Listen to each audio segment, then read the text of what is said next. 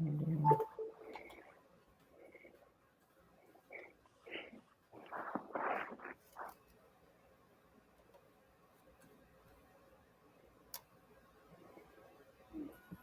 it looks like we are right at noon now, so I'll go ahead and get started with our sessions here at noon. Good afternoon, and welcome to Unraveling the Potential of Blockchain, a gateway to financial and technical transformation. And for those of you who don't know me, I'm Kelly Powell-Logan, and I'm Vice President for Strategic Workforce Development and University Centers here at Harrisburg University. And it's my pleasure to facilitate today's conversation with our esteemed Harrisburg University professors of blockchain. It's really going to be more of a fireside chat with our professors today, and we're excited for you all to be engaged in that conversation. So we will start off with a couple of questions, but we're really going to look to the audience, to all of you, to share your questions in the Q&A on the right-hand side. So to start off, we thought what we would do is start off with our professors introducing themselves and just sharing a bit about their background and what brought them to this exciting topic. So I don't know which of you would like to go first, but I'll turn it over to you. Go first, Farouk. Hi, everybody. Thank you for your time here, for tuning in. Looking forward to talking to you all about blockchains. What are they? My background is I've been teaching blockchains as well as AI-related courses, artificial intelligence-related courses at Harrisburg University for several years out here. In addition to that, I also provide consulting services to other organizations in these areas of AI and blockchain. So looking forward to talking more about blockchain. Go ahead, Tom. So I'm going to try sharing slides here for a second, just to make sure that it comes through for everybody. Yeah, so a little bit about me. I also teach blockchain classes with Farouk. I'm an assistant professor of blockchain technologies. HU hired me specifically to teach blockchain classes. I previously taught graduate courses for Virginia Tech. I myself have a degree in blockchain from the University of Nicosia in Cyprus. I've also got computer science degrees and law degrees, and I'm also an attorney, so I might answer some legal questions about blockchain technology today. And I'm looking forward to sharing and answering your questions. That sounds great. Thank you so much, Tom and Farouk. We're actually going to start today's session by giving everyone who's on this call an opportunity to jump in here. Jametta, would you bring up our first poll that we'd like the audience members to answer? And I think our first poll is, what is your area of expertise? Do you work in finance or IT or security or legal or others? So if you go to the poll on your screen, hopefully everybody can see that and they can vote. And as the text says, if you choose other, then please put what the exact other is in, don't put other in the chat, but put the actual thing you're doing. And just so you know, Tom and Farouk, I think you have to answer the question as well so that you can see those poll results. So I think folks can't see the poll results until they answer the questions. So it looks like we have a race on here. Most folks look like they're in information technology, about 31, actually 43, 41 are in other, are 43%, 36%. So if, as Tom said, if you have answered that as other, on the right-hand side, you can go over and indicate what your field of expertise is. And I see folks are including insurance data, large-scale systems, engineering, program and management. So a couple of chats over there about what they mean by other. So Tom and Farouk, does that give you a pretty good sense of the areas where folks are coming from? It does. I see a lot of people from the IT background, and then other is ranked number 2. Yes, exactly. Jametta, you can go ahead and clear that poll, and we'll go to the second poll. And I believe our second poll, how comfortable are you with explaining blockchain to your friends? And again, for us to even see it, we need to vote as well. So once you vote, you can actually go ahead and see what's coming up. So, and see, I've got to do that myself. So not at all. We've got 38% with not at all, 33% with somewhat, and 27% with very. So kind of a nice mix there. I can see, oh, okay. Somewhat now is ranked number one. Although right now, yeah, it's a race between not at all and somewhat. Yeah, it is a race there. It looks like we've got a couple more for somewhat that came in. So that one's somewhat looks like the leader now with not at all next. So, okay, I think Jametta, you can go ahead and clear those polls.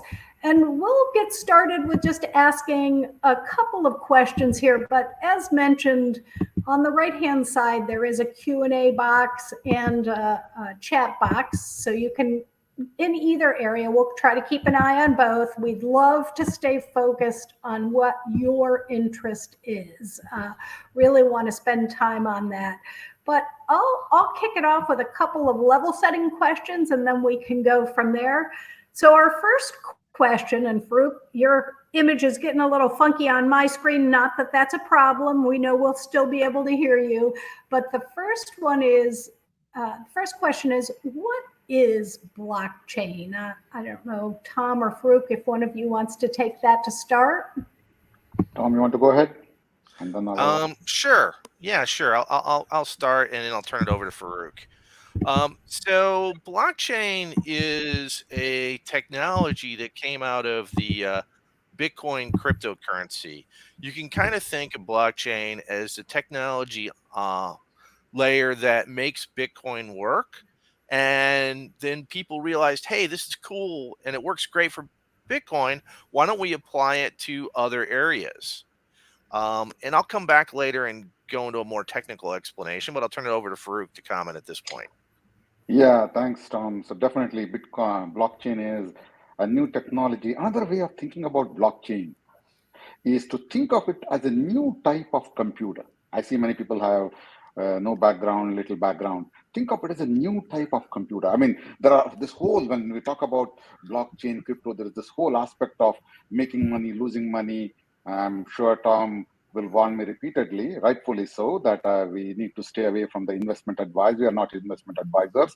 So in case we say anything, just be careful that these are our opinions. But with that said, again, I want to go back to blockchain. Think of it as a new type of computer that stays in the cloud. So if you go back to the history of computers, you initially had standalone computers. You couldn't get email, you couldn't get YouTube, none of those things were there. And then the computers were networked, then internet came around. So you had all these changes in technology that made human life easier and easier. But the computers that we have that you carry in your pocket that I'm using to talk to all of you in the comfort of your house, comfort of your office, these computers use networks that are controlled by central entities. You are at the mercy of these central entities. Right now, if Kelly does not like my face, she is going to remove me from this screen, remove me from the platform, and there's nothing I can do about it. I'm trusting Kelly that she's not going to kick me out of the platform. But with this new type of computer, you don't have to trust anyone in terms of the various use cases that you would like to achieve. And we are going to talk about those use cases during the rest of the 50 minutes or something like that. So think of blockchains as a new type of computers, but definitely they're a new technology. The most famous application, as Tom pointed out, is definitely Bitcoin, but there are a lot of other applications that people are working on. All right. So I think I might add a little bit more onto what Farouk just said. And the first thing I'd like to do is kind of, get back actually to our poll question from earlier. We were talking about, who's comfortable explaining blockchain to their friends, because I really like this comic strip because it highlights the fact that there's a lot of people who think blockchain is the next big thing, building on the internet, as Farouk just said. But there's not a lot of people who can really are comfortable explaining it to their friends. And so that's one of the reasons why Farouk and I are doing this webinar. It's also why we teach classes on blockchain technology, because we want the people who listen to our webinars or the people who attend our classes to be able to explain blockchain. And so what I'll do now is just go a little bit deeper into blockchain. The short definition of blockchain is it's essentially based on cryptography, and we use cryptography to prevent hackers from being able to hack the data. And this gets back to this idea of censorship resistance that Farouk just brought up, where if it's on the blockchain, Kelly can't pull Farouk off the blockchain because we're using this cryptographic technology called hashes to prevent anyone from being able to modify the data once it's been published. And this is really important for financial technology because we don't want a hacker to come in and take your money off the computer. And so that's really the critical aspect of why we call this a blockchain, or why we call it cryptocurrency leveraging cryptography. Back to you, Frug. Yeah, no, that's a good addition to what I said. And, I mean, we can talk about these things, folks, for a long time, but let me turn it over to Kelly for some of the other questions. And I would like the audience again to jump in with your questions. Feel free to jump in with your questions. We have an initial list of questions to get started, but happy to answer any questions. And I mean, if your question is quite advanced, feel free to reach out to us separately. And of course, we are teaching 5 courses, 6 courses here at Harrisburg University, one of the few universities in United States of America that has a full curriculum of courses to prepare you for this next generation of technology. So with that, Kelly, go ahead with. Thank you for continuing to remind our audience. Please do add your questions here. And I'm so disappointed that you had that qualifier that you're not going to give us financial advice. We're not all going to walk out of this with the investment secrets that are going to get us rich quick using Bitcoin.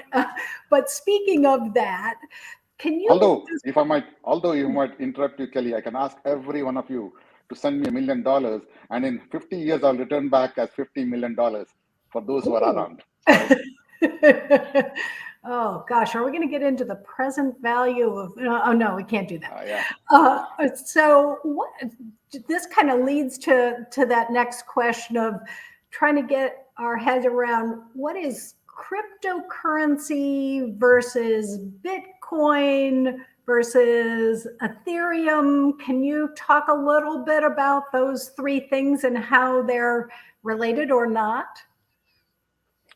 Tom, do you want to take this from a legal perspective? Because Tom is the legal expert out here, in addition to his expertise in the other aspects of blockchain, but legal is not my strong point at all. Well, I'll take it, but it's not really a legal question, as I understand it. She's asking the difference between cryptocurrency, Bitcoin, and Ethereum.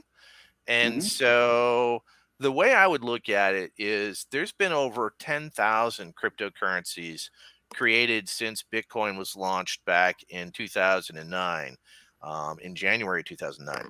And most of those cryptocurrencies are after Bitcoin were reactions to Bitcoin, minor improvements, major improvements, different changes.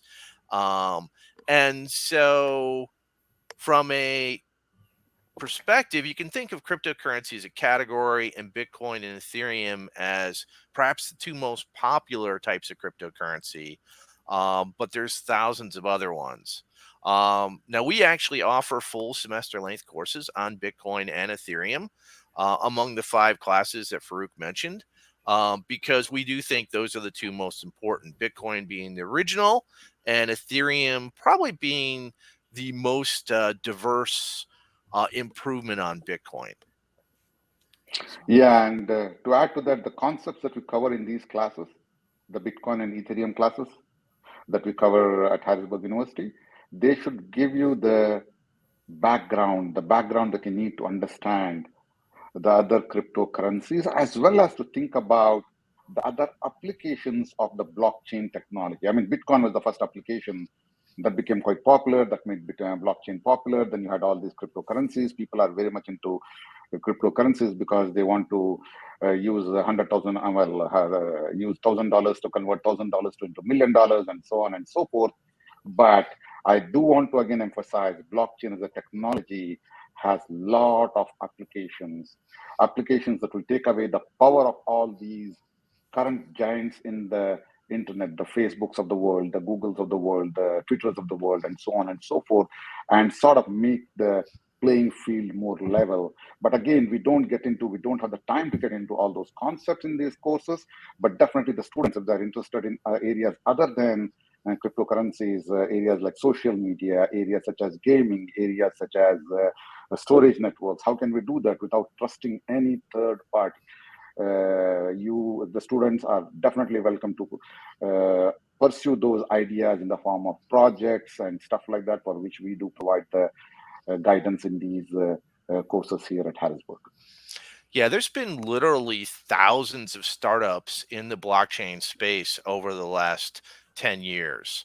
Um, Probably tens of thousands of startups in the blockchain space. There's a lot of companies, there's a lot of venture capitalists, there's a lot of interest in building on this technology in different ways. It's not just cryptocurrency, but the cryptocurrency helps power it and helps make everything go.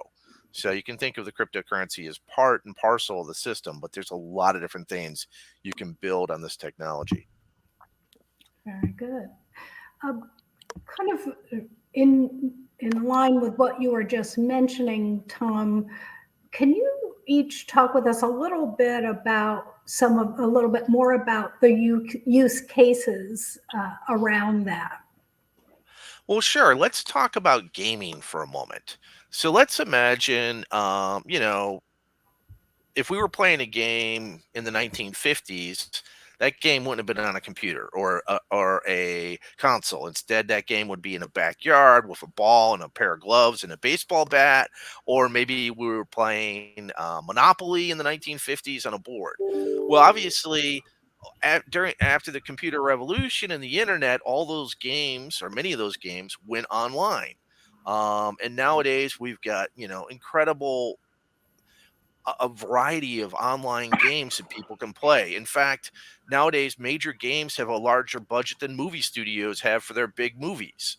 They're putting a tremendous amount of effort. They get first-rate actors in games and so on. Well, the gaming economy is being driven down towards esports and micropayments and a lot of other things. And it's actually a really good fit with some of the internet blockchain technology we're talking about, both from a currency perspective for the micropayments in games, as well as from a collectability perspective. Perhaps you're playing a game based on the Lord of the Rings, and your character is the only character carrying the one ring for that period of time. Well, we can make that one ring unique using non fungible token technology based on blockchain. We can have special rarity for character skins. You can be the only person wearing that particular outfit. There's a lot of different things that blockchain technology can provide for the next generation of games, which is often referred to as Web3 gaming, or Web3 in general is often referred to as the blockchain next step for the web technology stack. Farouk, I'll give you an opportunity as well if Sure. you wanted to And mention use case. yeah, definitely. I would like to talk about two main use cases. There are several, but one of them that we in the United States of America, with all the systems that we have developed, systems that we have here, and all that we might encounter. And I would also like to focus on the developing world and give one example use case that is very relevant to people, especially in those countries experiencing hyperinflation. I'll come to that. So those are the use cases that I would like to talk about that blockchains make possible, amongst the several others. Amongst the several others that those 10,000 plus startups that Tom referred to a while back have been working on to create the next generation of the internet that you will see will happen over the next 10 to 20 years, just like the last internet took about 20, 25 years. So let's talk about the first use case. This is a platform like Twitter, a platform like YouTube. Okay, when Elon Musk took over Twitter, have been somewhat active on Twitter, but I would be somewhat concerned about making Elon mad with some of my opinions, because of which he might turn off my Twitter account and all my followers there. I would lose them all the effort that I put in there. When they could outlaw, when they could ban the account of the former president of the United States, whether you agree with him or not, that's a separate issue. When Twitter could do that, they could easily turn off my access to the platform and all my connections with my social networking followers and the people that I would follow. I would lose all of that information. I have a lot of bookmark information. I would lose all of that. So I got to be careful. So I'm trusting the Twitter owners, etc., to do the right thing. And the same thing goes. Actually, I'll add one more thing out there with respect to banks. You all might have money in your banks: $10,000, $5,000, $1,000. Do you think you own that money that you think belongs to you? Think about, the bank can very easily shut off your account.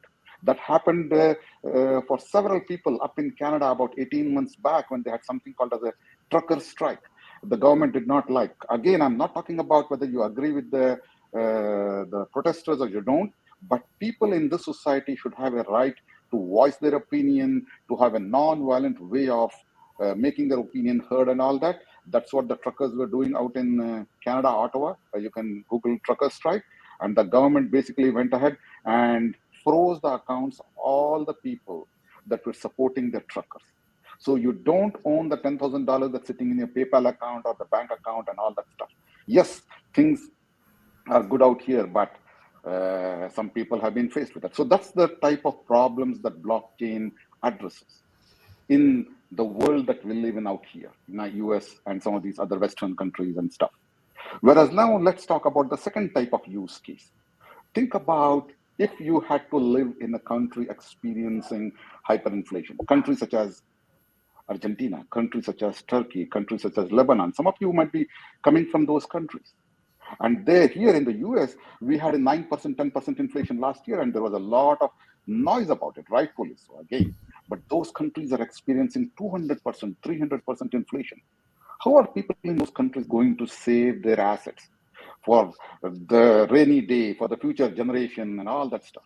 If I'm paid, let's say, 10,000 units of whatever currency in the country that I'm in, those 10,000 units of the currency that was paid today will no longer buy me 10,000 units of stuff, grocery, gas, milk, whatever it is, in 15 days down the road, 1 month down the road. So people in those countries need a better way of saving assets for the long term. And again, that's where the cryptocurrencies sort of have been quite helpful. Using the blockchain technology, companies, organizations have created solutions where you don't, in some cases, you might have to trust third party. That's not the crypto way. The crypto philosophy is, I am not going to trust any human being. I'm going to trust code.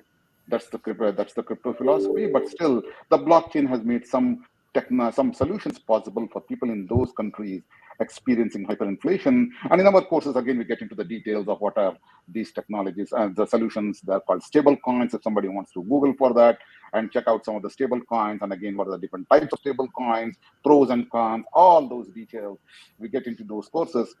Kelly is going to kick me out if I start talking about stable coins in detail, because we need to finish in the next 40 minutes or less than that. I think that, I don't know, Tom, if you wanted to add anything in addition on the use cases, and I know we're kind of thinking about some of a deeper discussion on some of these topics you just mentioned as well. So I didn't know if you had anything else you wanted to mention on use cases before we go to the next question. Yeah, I think I will add one more thing onto it, since Farouk brought up the whole emerging world and the third world. Perhaps the number one use case is one we haven't mentioned, which is international payments. If you think back to how you used to do international payments with wires, sometimes international payments could take weeks to actually happen.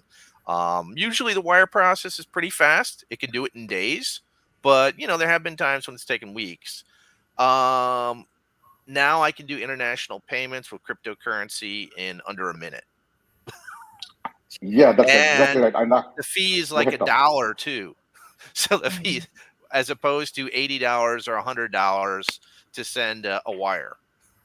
That's really impressive. Yeah, I had a personal experience with that. Just to add to what Thomas has been talking about, I've been involved with a startup about 6 years back. We had a contractor out in Egypt, and I mean, we would pay him regularly. But one incident that I remember distinctly is he sent us an invoice. We paid the invoice through bank transfer, and I had to spend about a month trying to figure out where did the money end up. I mean, I trusted the developer. It's not that he was like, I did not receive the money, and I'm like, I sent the money, and the money got lost in the intricacies of the bank network. Now compare that with 2 years back, I was working with a different contractor out in the UAE, Dubai, and he preferred crypto payment. And within 5 minutes, I sent him the payment, verified he got it, everything was good. I could see exactly there was no trying to call my bank, him trying to call his bank, trying to figure out where is the money and all that stuff. So, personal experience with that issue. I mean, things normally would have worked, but when they don't work, then spending about a month trying to chase it down was not a good experience. Yeah. Now, having said that, when I do large payments with cryptocurrency, I usually do a smaller payment first as a test transaction, just to verify that that went through. But and then I do the actual full one. But again, if it only takes a minute, you send a test transaction for a minute. Yeah, I got it. Then you send the real amount of money. So. And here I'm going to pitch the Harrisburg University courses. Why did that happen? What Tom just said? Why do you want to do that? Why don't you send the whole money? I mean, crypto is supposed to be robust and all that. Come and listen to us in our course. We will talk about it there. Or send us email, okay? And we can talk about it offline. I'm gonna, because of what you both just said, I'm gonna jump to this question of, obviously, you both are very passionate about cryptocurrency and the value and benefits associated with it. Can you talk with us a little bit about any of the current challenges or risks around cryptocurrency? In fact, shall I go ahead, Tom? Yeah, So go in ahead. fact, I would say the biggest challenge in the space, my personal opinion out here, is the user experience currently, Kelly. It's like dial-up modem, or even worse than the dial-up modem that when internet started. Your grandma would not have gotten onto the internet with the dial-up modem. She would be like, man, and then a phone call comes in and the whole thing drops off and stuff like that. The experience with all these blockchain solutions and all that, the user experience really sucks in this space. And at this point, you really need to know what are you doing, and that's something that people in the space realize. It's not just a problem that's secret. I mean, many people realize this, and many companies have been working on making the user experience better and better. So what do I mean by the user experience? You have to download a special software called as wallet, and then you have to take care of certain things to ensure that you don't lose your money. So again, we cover those in our courses, so you get educated.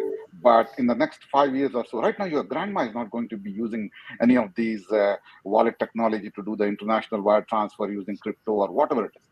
It's not going to happen.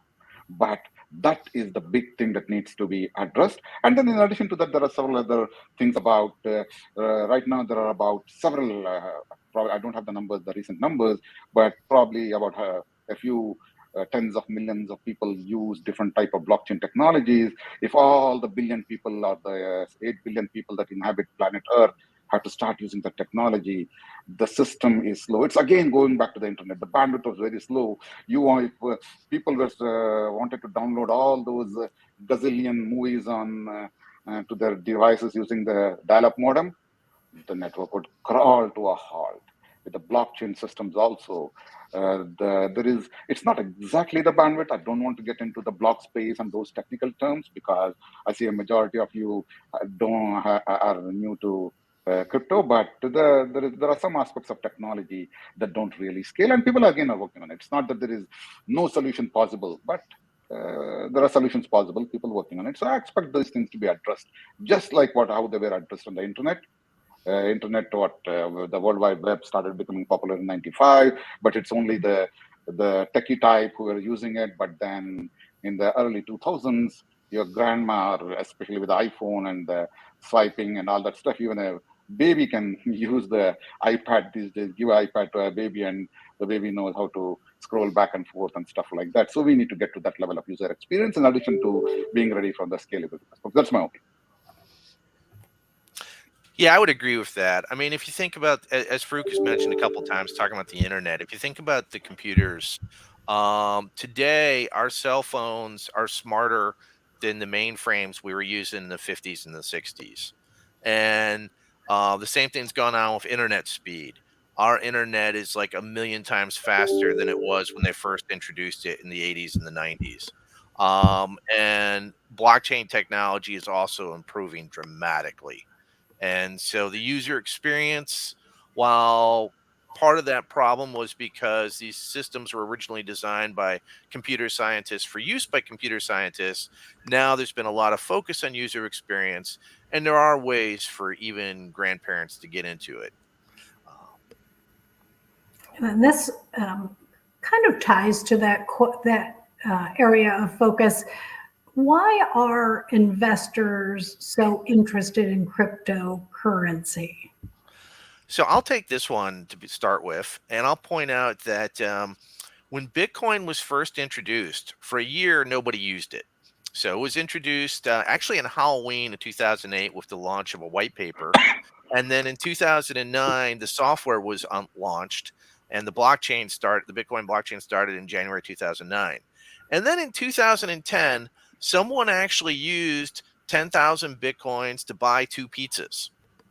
So Think figure about think the about the cost of value. the pizzas today. Sorry. Yeah, Yeah. so those bitcoins, those 10,000 bitcoins were valued at probably half a penny each. So okay, and nowadays those same bitcoins are go for about 40 some thousand dollars each. A couple years ago they actually hit 60 some thousand, but so if just at the $40,000 each, let's say it's just 40,000 times 10,000 bitcoins, that would be somewhere on the order of $400 million for those two pizzas. And that was just, 2010. That was 14 years ago. So it's gone up, what was worth $20 in 2010 is now worth 400 million today. So So again, do you need your qualifier again that you're not making investment advice? Although I know I'm ready to run out and make some investments. No, no, no, please no. don't do I'm that talking because Tom is history. telling you. This is Yeah. history. I'm just telling you what the history is. Just tell what the history. That's Whether why, history but that's repeats. But that's why investors are interested because they think history repeats itself when it doesn't. But Farouk, did you want to add anything to? No, I just wanted to say, yeah, history might not repeat. So use those what Tom just said. And if you believe history repeats itself, you know what to do. If you think that history does not repeat itself, you know what to do. Okay. But in our courses, we don't get into the investment advice. Although I might sometimes in my courses I might talk about, oh, I invested in this one Bitcoin or Ethereum or this one, and just to let people know what my personal thoughts and given my own personal risk reward profile and all that stuff is concerned. But everybody has to make their own decisions as far as investment is concerned. Many people do talk about these days that crypto should be another part of the asset categories that people have. And again, just facts, and I'm sure Tom, please do correct me if I deviate from the facts. You might have heard about some recent big news on the Bitcoin front where about 11 companies in the traditional finance space, BlackRock and Fidelity and many of these, they are now offering ETFs, exchange traded funds tied to Bitcoin also. Okay, so the traditional financial world is getting into this whole investment stuff and trying to make it easy for people to invest and all that. But again, talk to your investment advisor to see whether it makes sense. People talk about crypto should be a asset category, but again, see whether it makes sense for you, where you are in your towards your retirement or whatever your final goals are, and based on that, make all those decisions. Do want to point out what Tom said? Think about it. Bitcoin, I mean, to counter what Tom also said, when Bitcoin went from the $20 worth of Bitcoin became 400 million. But if you about 18 months back, 20 months back, one Bitcoin was worth about $68,000, and now it's about $42,000. So if we had invested Bitcoin when it was $68,000, you would be out of your about what is it, 33% of your investment or something like that. So yeah. And I was looking through some of the questions I had, and I'm just going to kind of jump here to another one that I think is related to what you're talking about. So from a legal perspective, and I think that's the area that Tom obviously has expertise in, is cryptocurrency a currency, an investment, a commodity? How legally, from a legal perspective, how would it be identified? So it actually depends who you ask, because what are we really talking about when we talk about cryptocurrency? We're talking about creating something that's a computer software. Oh, I think Tom's bandwidth is a little, getting a little weak there. Yeah, so I was saying that it depends who you ask. From a legal perspective, it would depend on what agency is dealing with it. So, for example, the SEC might decide it's an investment. The IRS might decide it's property. Another organization might decide it's currency. It all depends on, because really what they're doing is, for the most part, these government agencies do not have new laws. Instead, they're applying old laws and they're saying, well, this cryptocurrency stuff looks like this, so we'll treat it like that. Um, and so it really does depend. We don't have really good answers on a legal perspective. However, one thing I will say is it is legal to create your own currency. So even though the US dollar is legal tender, you can go and create your own currency. In fact, people have been doing this for a long time. A lot of game arcades have tokens you get. You give them dollars, they give you tokens, and you then go put those tokens in the arcade to run a video game, well, or a pinball machine. They're creating their own currency. Now, their currency is not legal tender in that the merchant down the street doesn't have to accept those tokens. And so a merchant doesn't have to accept Bitcoin if they don't want to, because it's not legal tender. But it's certainly allowed to create your own currencies. Very Now, interesting. it's tricky when you create a investment. Then you got to follow the various investment laws. Okay. Did you want to add anything to that, Farouk, or leave that area with Tom? I will not say anything there, Kelly, because I'm then going to get into the whole issue of, okay, these are the 10 cryptocurrencies that you got to purchase, and this is the cryptocurrency that you got to create, and don't want to be doing that here. Okay. That's for another time and place, right? I guess so. Maybe if you take me out for lunch or dinner and stuff like that. Perfect. So, kind of along those lines, what's the position of governments of different countries with regard to cryptocurrencies? Again, it varies quite a bit. Certain countries are very much in favor of it. El Salvador is trying to make Bitcoin legal tender in El Salvador. On the other hand, you have some countries that are banning it. China has pretty much banned cryptocurrency. Um, so there's a range. I would say the U.S. is probably in the middle. Okay. Very interesting. In fact, to add to that, if I may, there are several senators in U.S. Congress, several U.S. senators, they do own some of these cryptocurrencies, including Bitcoin, Ethereum. Just wanted to point out a fact out here. Okay. Oh yeah, in fact, most of the Congress people will be happy to accept cryptocurrency as campaign contributions, or they'll accept campaign contributions in dollars. They'll take your money any way you want to give them money. You touched on this a little bit earlier. I think it was Tom. The fiat currencies and what are the problems with fiat cryptocurrencies that necessitated, and I think you did touch on this a bit, that necessitated the creation of cryptocurrencies? Maybe I'll go first here. So, back in 2008, Satoshi Nakamoto, who, and we still don't know or what Satoshi Nakamoto is. Maybe Satoshi Nakamoto was a cat on the internet, but Satoshi Nakamoto created Bitcoin and launched it in 2008. And in 2009, when the very first block was put on the blockchain, Satoshi put into that block a comment about the financial crisis of 2008. And Satoshi, implicitly suggested that Bitcoin was a reaction to the financial crisis and the fact that banks weren't trustworthy and banks could fail, and banks needed bailouts to avoid failing. And so Satoshi created this alternative currency system which would be resistant to government entanglements and would not suffer the problems that we had in our financial crisis of 2008. And now over to Farouk. Yeah, I mean, and in the classes that I teach, one of those classes, I'm sure Tom will do the same thing. I point out the issue that when it comes to fiat currency, you don't control it. The government can freeze at any point in time. The government of India in 2016, it's a democratic country.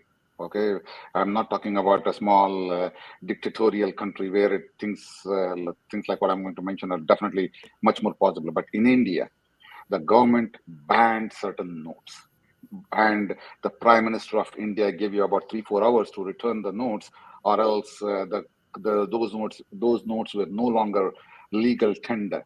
So the government controls the fiat currency, not you. You are allowed to use it. So think about it from that perspective. The government can seize it. Check out another interesting thing in Lebanon, one of those countries experiencing hyperinflation.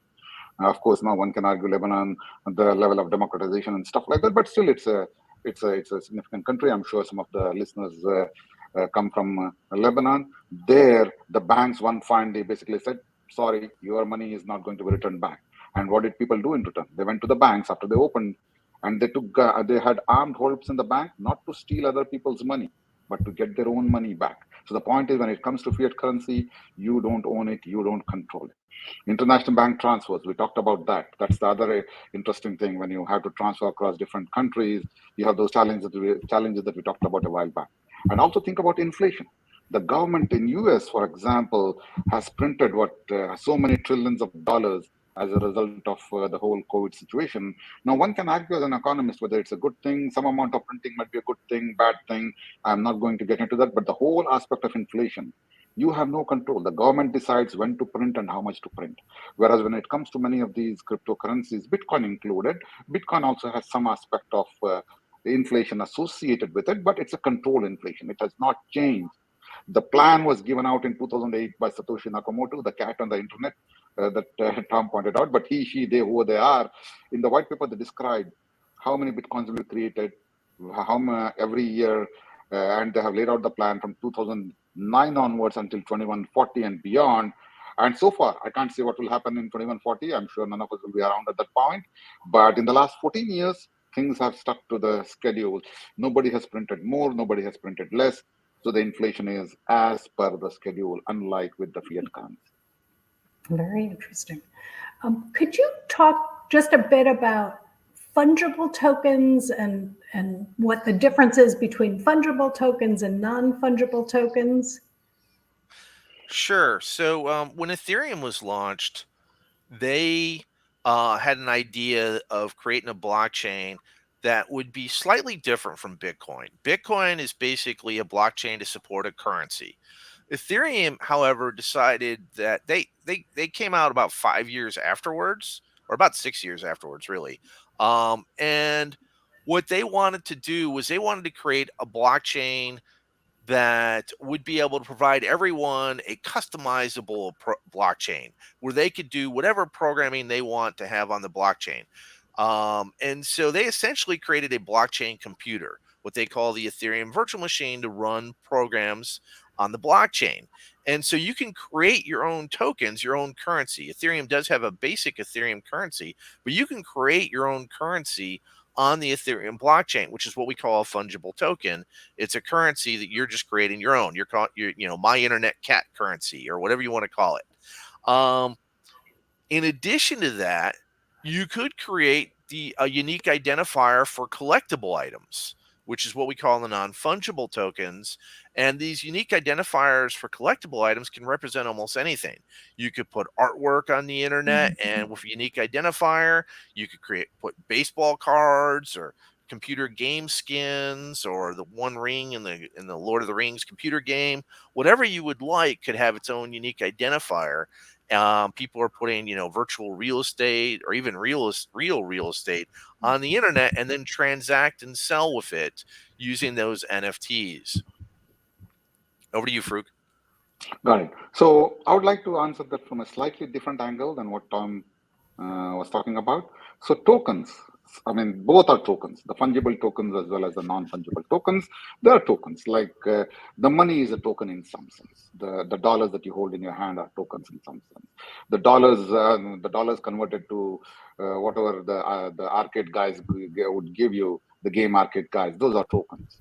So now when a token one token can be easily replaced with another token. Your $10 bill is the same as my $10 bill, unless maybe I don't know. I mean, who was one of the famous basketball players? Your heroes has signed that a $10 bill. Of course, I don't know whether from a legal perspective, I don't think they should be doing it. But if they have done it, then that $10 bill has a different value.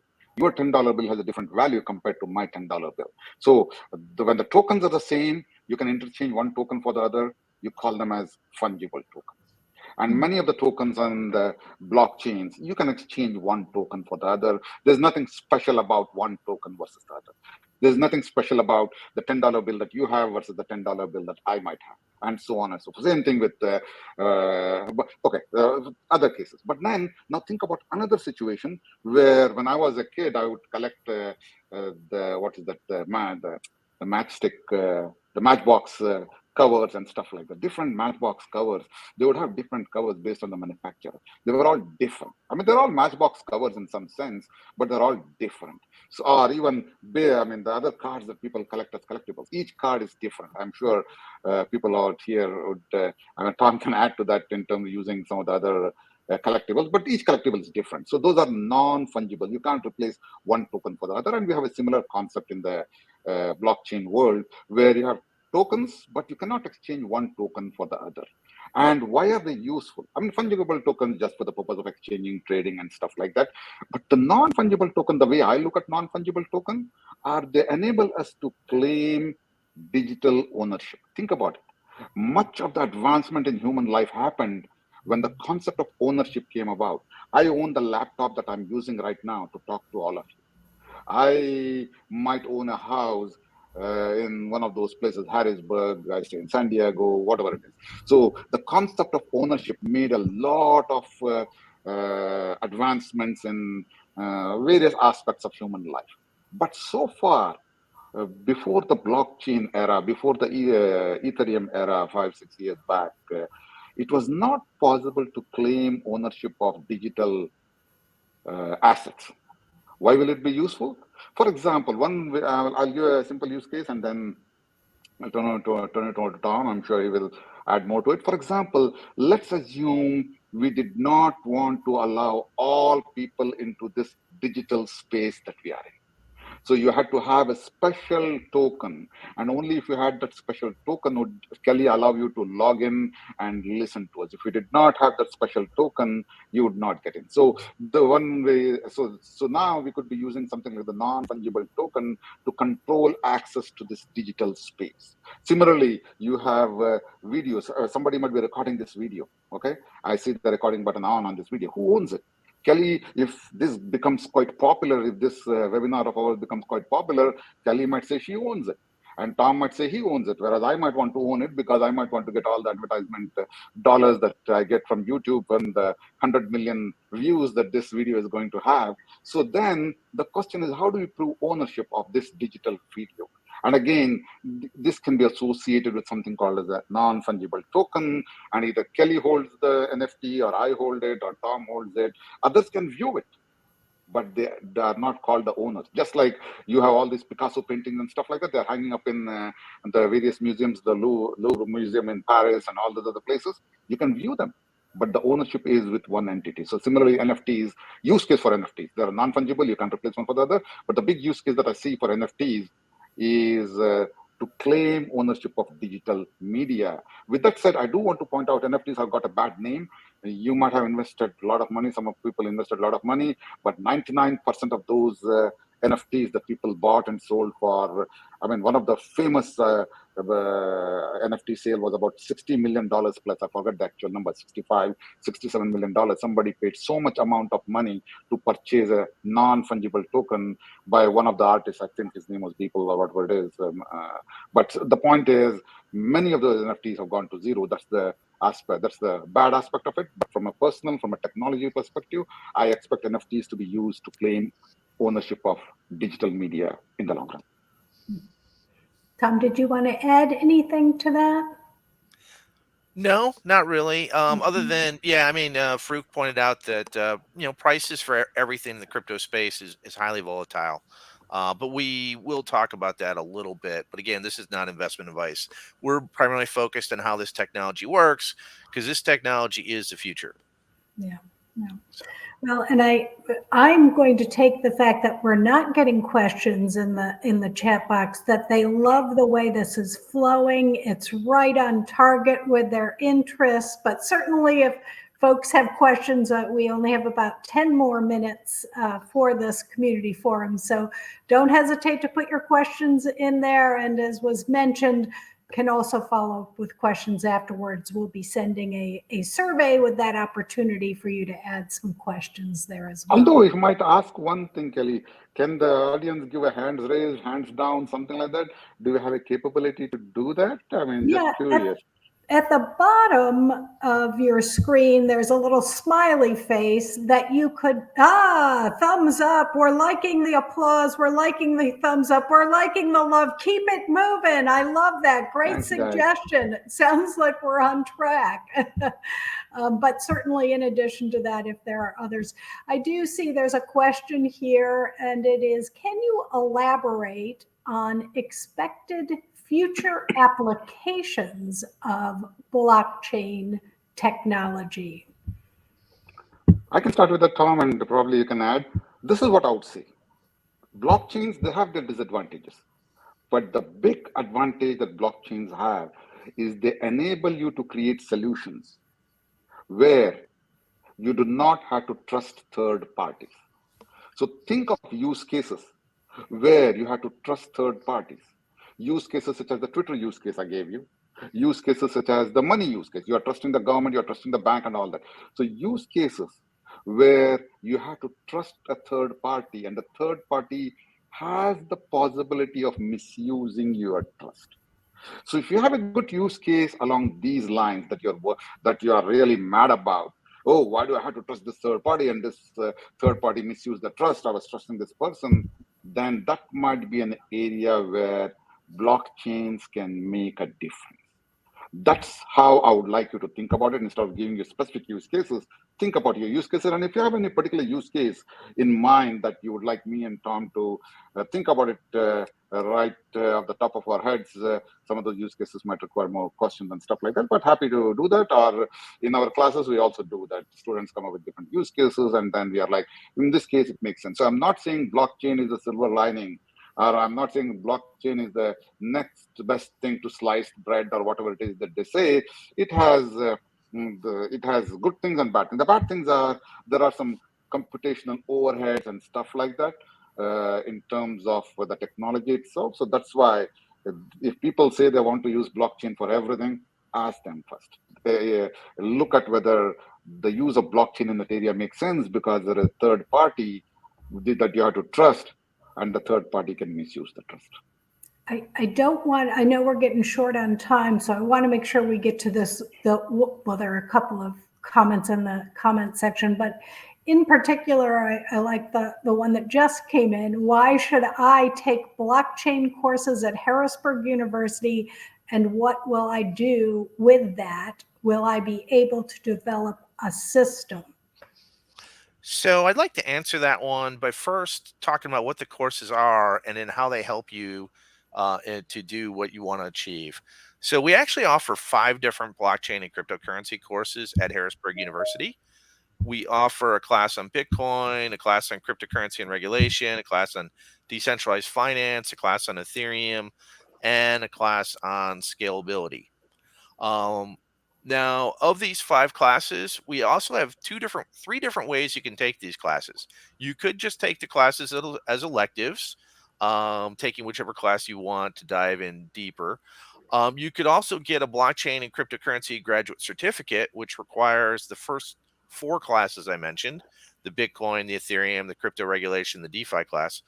Or you could pursue information systems engineering management master's degree program, which includes a blockchain and cryptocurrency concentration, which requires 3 of these classes: the first 3, the Bitcoin, the crypto regulation, the DeFi.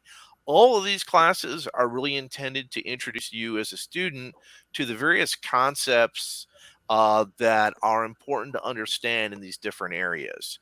The Bitcoin class is a deep dive into understanding Bitcoin. The Ethereum class is a deep dive into Ethereum. The decentralized finance really gets into the next generation of financial technology. The scalability class deals with some of those computational overhead that Farouk was talking about, and the crypto regulation class deals into with the legal issues involving cryptocurrency. Over to you, Farouk. Yeah, I will not add anything more to what Tom said because I'm looking at the time and I see quite a few more interesting questions that we might want to get to, Kelly. But yeah, I think Tom also covered the different courses that we here, and maybe I'll take one about that I see out here from Amar. Why should I take blockchain courses at HU? Because you will get me and Tom to teach those courses out here at Harrisburg University, Amar. But more seriously, I mean, we have been working in this field for a long time and we understand where it started from and all the different things. So definitely, we would love to have you join Harrisburg University ISM program.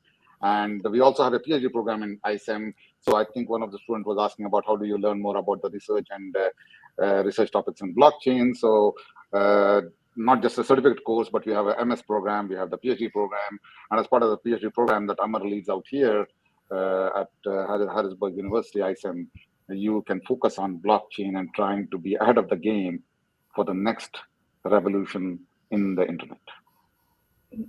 And you are getting lots of comments in the chat here. I know we only have 2 minutes left here, and I want to give you each an opportunity to kind of wrap up your thoughts. And for everyone who's joined, you will get a survey right after this. We would ask you to answer that survey and share with us any additional offerings you'd like us to provide. So Farouk, I'll give you a moment to wrap up some final comments, and then we'll turn it to Tom. Yeah, blockchain technology, I strongly believe in it. It's going to be the one of the next revolutions. I mean, AI, people have heard about the large language models and all that.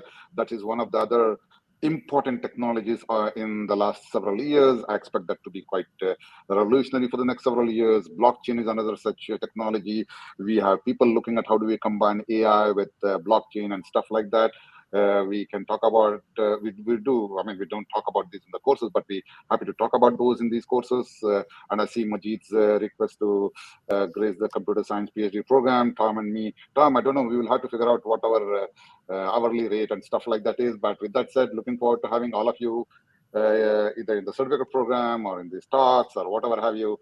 Happy to help out, spread the knowledge about blockchain. This is again, think about you being in 1995 when the internet was just starting out. Think what could have been done. So we are in a similar situation. So please take advantage. Yeah, I would agree with Farouk. This is still the early days of blockchain and cryptocurrency. We're still just barely getting started, and in a lot of ways, it's very similar to the early days of AI. Yes, artificial intelligence has been around a long time, but we're making tremendous progress with AI right now, so that very soon AI is really going to take a leap into the future, and blockchain and cryptocurrency as well is really going to revolutionize financial technology over the next few years. So thank you everyone for attending. And if you're interested in learning more about our courses and our curriculum at Harrisburg University, please feel free to reach out to us. Please, yes, thank you. Join us in giving a round of applause with our little icons at the bottom to Tom and Farouk. Thank you for a great session. And please, please, please answer the survey you're going to get in your email shortly. We want to know what else you'd like to hear about from Harrisburg University. So thank you, Tom. Thank you, Farouk. Great session. And thank you all for attending. And please do fill out that survey. Thank you. Have a good afternoon.